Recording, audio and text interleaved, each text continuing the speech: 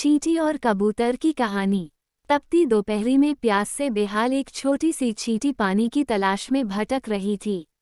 बहुत देर भटकने के बाद उसे एक नदी दिखाई पड़ी और वो खुश होकर नदी की ओर बढ़ने लगी। नदी के किनारे पहुंचकर जब उसने कलकल बहता शीतल जल देखा तो उसकी प्यास और बढ़ गई।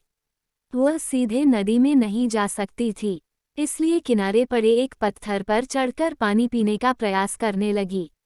लेकिन इस प्रयास में वह अपना संतुलन खो बैठी और नदी में गिर पड़ी।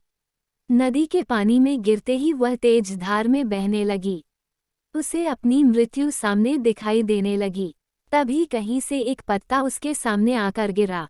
किसी तरह वह उस पत्ते पर चढ़ गई। वह पत्ता नदी किनारे स्थित एक पेड़ पर बैठे कबूतर ने फेंका था, जिसने चींटी को पानी में गिरते हुए देख लिया था और उसके प्राण बचाना चाहता था। पत्ते से साथ बहते हुए चींटी किनारे पर आ गई और कूदकर सूखी भूमि पर पहुंच गई। कबूतर के निस्वार्थ भाव से की गई सहायता के कारण चींटी की जान बच पाई थी।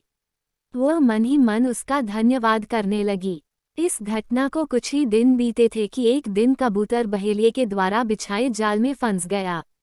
उसने वहां से निकलने के लिए बहुत पंख फड़फड़ाए, बहुत जोर लगाया, लेकिन जाल से निकलने में सफल न हो सका।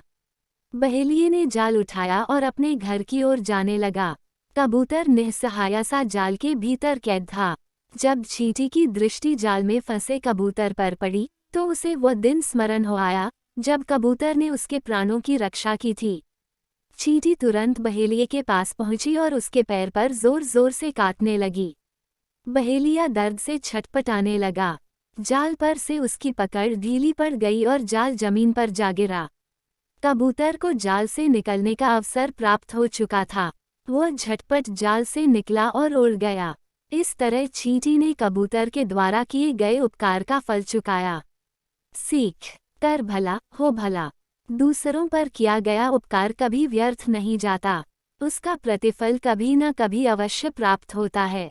इसलिए सदा निस्वार्थ भाव से दूसरों की सहायता करना चाहिए।